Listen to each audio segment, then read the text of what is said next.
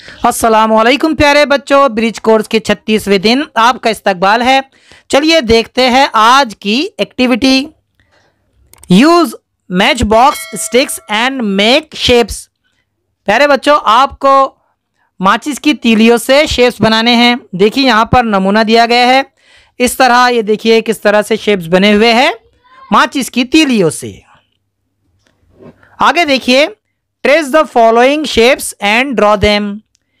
इन shapes को trace करना है आपको और उन्हें बनाना है। देखिए, circle, triangle, Oval, heart, square, rectangle, star और रोम्बस। आगे देखिए,